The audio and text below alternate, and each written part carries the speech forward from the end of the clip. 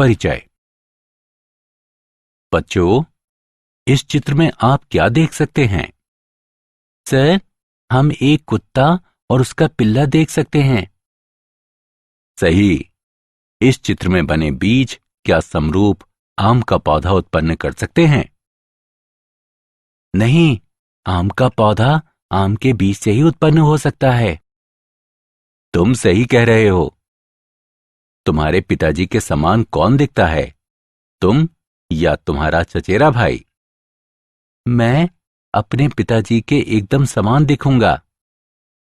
नहीं, समान संतति उत्पन्न करने की यह घटना विभिन्न जीनों की वंशागति पर निर्भर करती है। उद्देश्य। इस पाठ के अंत में आप निम्न करने में सक्षम हो जाएंगे। मेंडल के वंशागति के नियम समझना, एक जीन के वंशागति प्रतिरूप को समझना, वंशागति के विभिन्न नियमों की पहचान करना, पनेट वर्ग और इसकी गणना को समझना, परीक्षार्थ संकर की पहचान करना। मेंडलवाद। मेंडल को आनुवंशिकता का जनक कहा जाता है। उन्होंने पाइसम सेटाइवम यानी मटर की 7 किस्मों पर प्रयोग किया। प्रारंभ में कुछ कारणों की वजह से उनके परिणाम स्वीकार नहीं किए गए, लेकिन वर्ष 1900 में Hugo de Vries, curl Correns और इरिक वॉन शेरमॉक द्वारा उनके परिणामों की पुनः खोज की गई। पाइसम सेटाइवम मटर का पौधा, इसके 7 विशेषक। मेंडल द्वारा अपने प्रयोग के लिए पाइसम सेटाइवम के चुने गए 7 जोड़े विपरीत लक्षण के थे।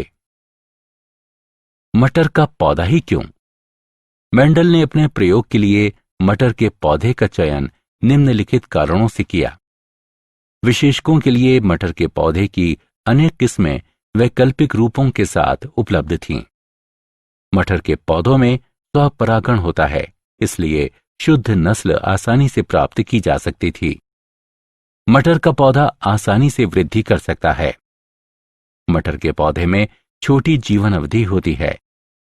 इसके पुष्प द्विलिंगी होते हैं। मेंडल के प्रयोग के चरण। मेंडल का प्रयोग 3 चरणों में संपन्न किया गया। वास्तविक प्रजनन। मेंडल द्वारा नोट किए गए 7 लक्षण जनकों से संतति में पहुंचते हैं कि नहीं, ये जानने के लिए उन्होंने 7 प्रकार के पौधों से स्वपरागण द्वारा उत्पन्न बीज लिए। मेंडल ने इन सभी को शुद्ध लक्षण नाम दिया। शुद्ध पौधों का संकरण। पौधों की 2 अलग अलग किस्मों पर परागण से संकर पौधे उत्पन्न करती है, जो F1 पीढ़ी बनाते हैं। संकरों में स्वपरागण। F2 पीढ़ी उत्पन्न करने के लिए प्रत्येक F1 संतति का स्वपरागण कराया गया। मूल्यांकन। आगे बढ़ने से पहले आइए जानें कि आपने कितना सीखा। दिए गए विशेषकों को उनके संबंधित समूहों में उठाकर पाइसम सेटाइवम के निम्नलिखित विशेषकों को प्रभावी या अप्रभावी के रूप में वर्गीकृत करें। एक जीन की वंशागति।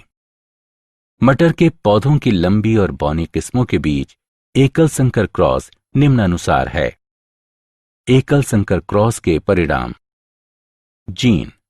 मेंडल ने देखा कि कुछ स्थायी कारक अपरिवर्तित रूप में जनक से संतति तक अग्रसित होते थे।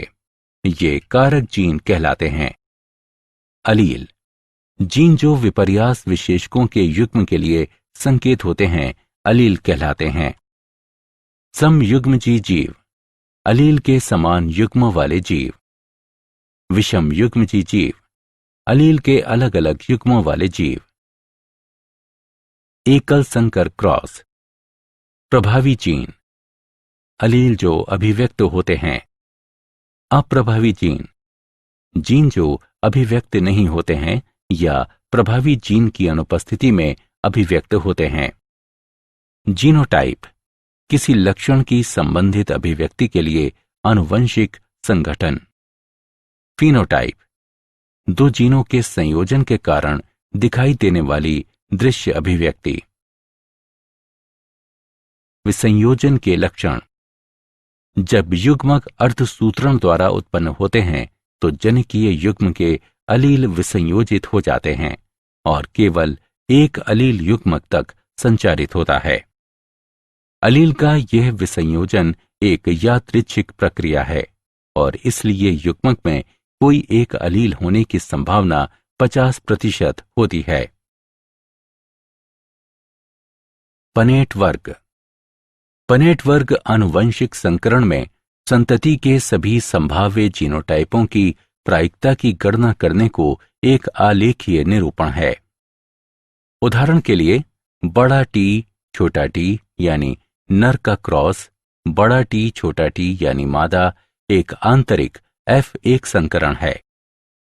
निम्नानुसार पनेट वर्ग बनाने के लिए एक जनक के अलील के एक सेट को सबसे ऊपर रखें और दूसरे जनन के अलील का दूसरा सेट एक तरफ रखें। पनेट वर्ग की गणना करना। निम्नलिखित उदाहरण में दर्शाए गए रूप में अलील को केवल एक साथ जोड़कर संतति की अलील संरचना का निर्धारण करें। इस तरह के संकरण से F2 पीढ़ी में निम्नलिखित परिणाम प्राप्त होंगे: 3 लंबे पौधे और 1 पौना पौधा, 3/1 फिनोटाइप अनुपात, 1 समयुग्मजी लंबा, 2 विषम युग्मजी लंबे और 1 समयुग्मजी पौना पौधा यानी 1/2/1 जीनोटाइप अनुपात। परीक्षार्थ संकरण। संतति का जीनोटाइप इसके प्रजनन अप्रभावी प्रकार के साथ संतति द्वारा ज्ञात किया जा सकता है। ऐसा संकरण परीक्षार्थ संकरण कहलाता है। उदाहरण के लिए लंबे पौधे के फिनोटाइप में जीनोटाइप 2 बड़े टी या बड़ा टी छोटा टी हो सकता है। इसका जीनोटाइप निम्नलिखित तरीके से निर्धारित किया जा सकता है। पहली स्थिति में सभी पौधे लंबे होते हैं। इस प्रकार परीक्षार्थ पौधे का जीनोटाइप 2 बड़े टी हैं। दूसरी स्थिति में लंबे और बौने पौधे 1/1 के अनुपात में उत्पन्न होते हैं। इस प्रकार परीक्षार्थ पौधे का जीनोटाइप बड़ा टी छोटा टी है। मूल्यांकन। आगे बढ़ने से पहले आइए जानें कि आपने कितना सीखा। मटर के पौधे में पीला बीज रंग हरे रंग पर प्रभावी है। पीले बीज का हरे बीज के साथ संकरण करने पर 2 पीले और 2 हरे बीज वाले पौधे उत्पन्न होते हैं। उपरोक्त उल्लिखित संकरण के निम्नलिखित पनेट वर्ग के रिक्त स्थान भरें। वंशागति के नियम। मेंडल के सिद्धांत या वंशागति के नियम हैं: प्रभाविता नियम। इस नियम के अनुसार जोड़े में एक कारक स्वयं को अभिव्यक्त करता है और F1 पीढ़ी में दूसरे की अभिव्यक्ति को रोकता है। विसंयोजन नियम। इस नियम के अनुसार प्रत्येक लक्षण के कारक युग्मक निर्माण के दौरान विसंयोजित हो जाते हैं ताकि प्रत्येक युग्मक केवल एक कारक ग्रहण कर सके और सदैव शुद्ध रहे। नर और मादा युग्मकों में 2 कारक या विशेषक बराबर आवृत्ति के साथ प्रकट होते हैं। अपूर्ण प्रभाविता, सह प्रभाविता और बहुअलील। अपूर्ण प्रभाविता ये तब होती है जब एक निश्चित विशेषक के लिए कोई भी अलील प्रभावी नहीं होता है। इस प्रकार विषम युग्मजीव व्यष्टियों में एक मध्यवर्ती अभिव्यक्ति पाई जाती है। सह प्रभाविता ये तब होती है जब एक विशेषक के लिए दोनों अलील प्रभावी होते हैं और विषम युग्मजीव व्यष्टि में दोनों अभिव्यक्ति किए जाते हैं। ऐसी घटना बहुअलील के साथ देखी जा सकती है। बहुअलील ये एक विशेषक के लिए 3 अलील की उपस्थिति को संदर्भित करता है। उदाहरण, मानव रक्त में 3 अलील A, B, O होते हैं।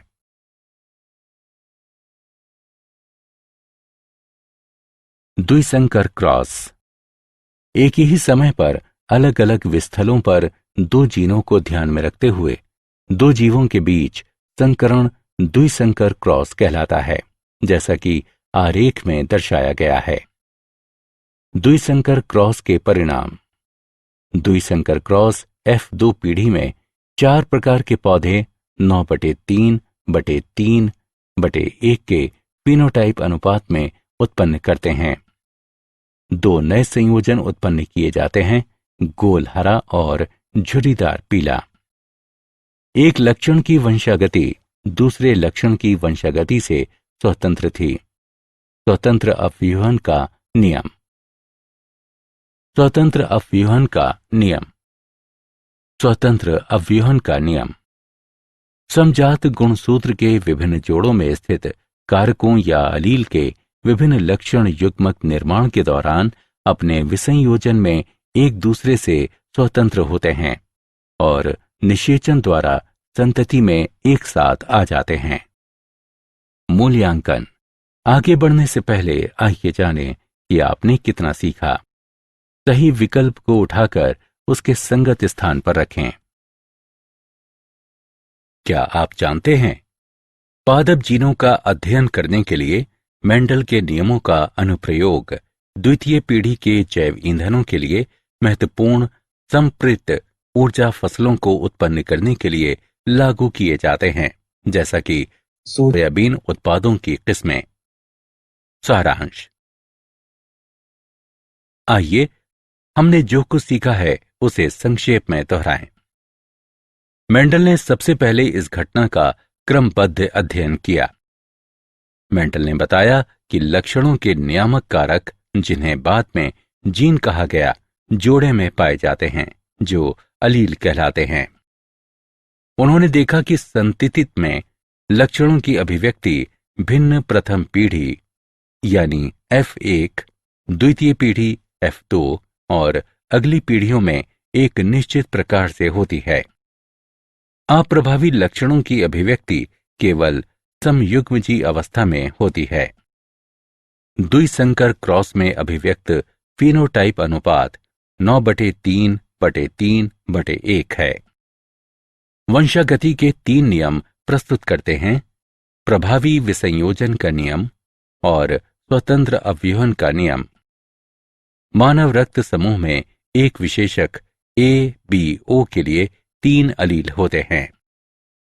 अपूर्ण प्रभाविता तब होती है जब एक निश्चित विशेषक के लिए कोई भी अलील प्रभावी नहीं होता है।